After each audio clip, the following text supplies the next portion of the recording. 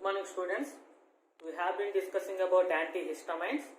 In the last class we discussed about what is a histamine, where it is synthesized, where it is stored, where it is distributed, and the actions of the histamine, and different types of histaminic receptors, H1 receptor, H2, H3 and H4 receptors.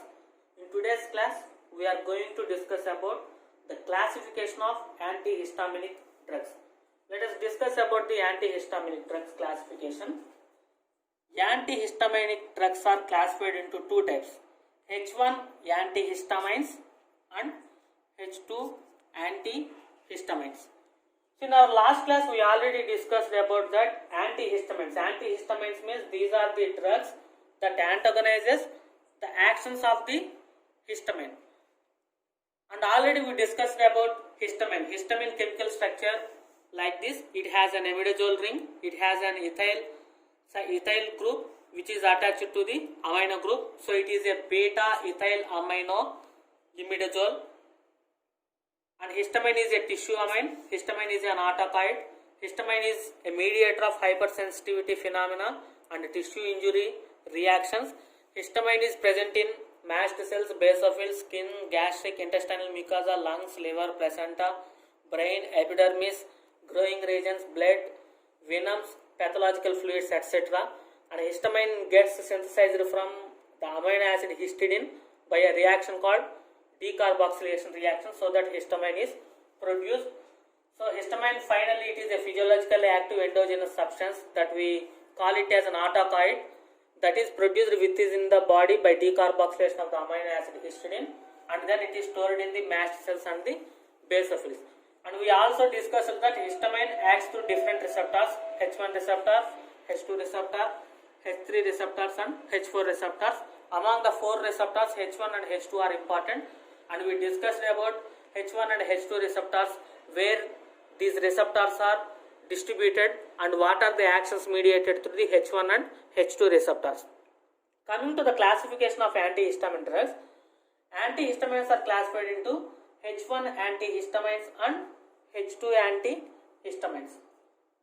These H1 antihistamines are once again classified into first generation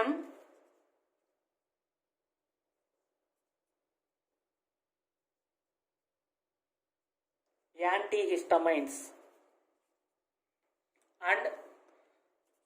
second generation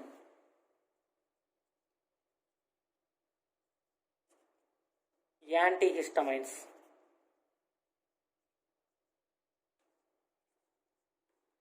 So antihistamines are of two types: H1 antihistamines and H2 antihistamines. H1 antihistamines are once again classified into first generation antihistamines and second generation antihistamines.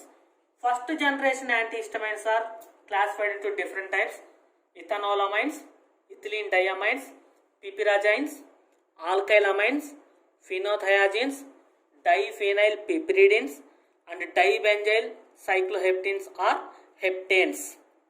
Heptanes or heptanes. See here, H1 antihistamines are classified into two types: first generation antihistamines and second generation antihistamines. What is the difference between first generation antihistamines and second generation antihistamines? See, first generation and second generation. The first generation antihistamines produces sedation. So the main adverse effect of the first generation antihistamines is sedation and CNS effects. So we call them as central effects.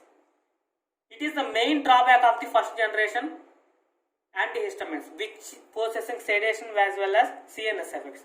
Coming to the second generation, there is no sedation and there is no CNS effects. No sedation and CNS effects. So second generation antihistamines purely produces anti-allergic actions. These are produces anti-allergic actions. Second generation antihistamines produces purely anti-allergic actions. But what about first generation? First generation antihistamines produces anti-allergic actions, but along with anti-allergic action it has some disadvantages. That is, they also produce sedation as well as the CNS effects. The sedation and CNS effects are not seen in case of the second generation antihistamines. So antihistamines classified into H1 antihistamines and H2 antihistamines. H1 antihistamines are classified into first generation antihistamines and second generation antihistamines based on the adverse effects. First generation antihistamines has central effects and sedation, whereas these are not present with the second generation antihistamines. The first generation antihistamines are classified into different types: ethanolamines, ethylene diamines, piperazines, alkyl amines, phenothiazines, diphenyl piperidines, dibenzyl cycloheptenes / heptanes. See, ethanolamines. Ethanolamines are also called amino alkyl ethers. So this is the other name of ethanolamines. Ethanolamines are also called by amino alkyl ethers. Examples of these ethanolamines include diphenhydramine, dimenhydrinate, doxylamine, clemastine and phenidamine. These 5 drugs comes under ethanolamines. Coming to the ethynyl diamines, triplenamine. Triplenamine is the drug which comes under ethylene diamines. Next, coming to the piperazines. Piperazines are also called cyclizines. Examples of this class include chlorcyclizine, meclizine and buclizine. Next is alkyl amines. The drugs coming under alkyl amines are chlorpheniramine, triplolidine. Next, phenothiazines. The drugs coming under the phenothiazines are promethazine and trimiprazine. Next one is diphenyl piperidines. Examples of this category is diphenyl pyrroline. So this is the drug which comes under diphenyl piperidines. Next one is dibenzyl cycloheptenes / heptanes. The drugs are cyproheptadine and azigatidine. So these are the drugs which comes under first generation antihistamines. Coming to the second generation antihistamines. So just now we discussed that second generation antihistamines are devoid of sedation as well as the central effects, CNS effects. So these are purely producing anti-allergic actions. So examples of the second generation antihistamines. So we are well known about the second generation antihistamines. Example is cetirizine. Cetirizine is a drug which comes under second generation antihistamine, and levocetirizine also.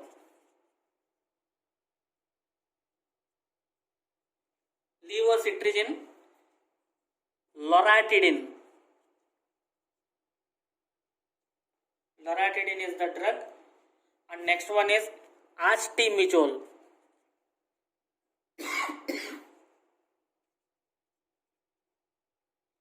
See, these are the drugs which comes under second generation antihistamines. So there are lot of drugs which comes under first generation as well as second generation, but the drugs I mentioned is which were mentioned in your syllabus.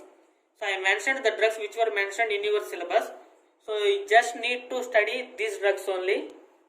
And coming to H2 antihistamines. Examples of the H2 antihistamines are cimetidine, famotidine and ranitidine. So in our daily life, in all your houses also, you know about these drugs, cimetidine, famotidine and ranitidine. These are the drugs generally used in your houses also. What is the purpose of these drugs? These drugs are used as anti-ulcer drugs.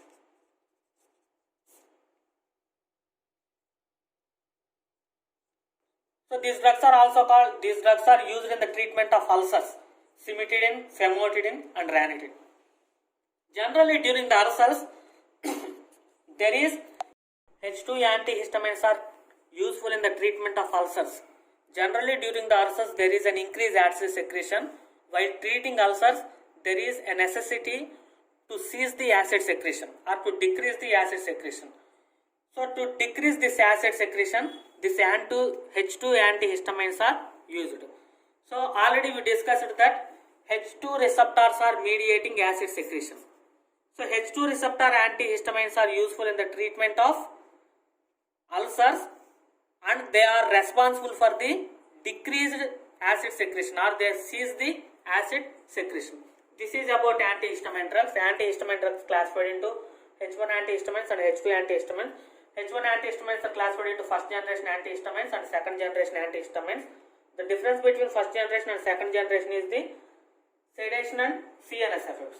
And first generation antihistamines are classified into different classes, and the drugs were given here. And second generation antihistamines example is cetirizine, levocetirizine, loratadine, acetamidol. And examples of H2 receptor antihistamines are cimetidine, famotidine, and ranitidine. Okay, thank you students. Thank you one and all.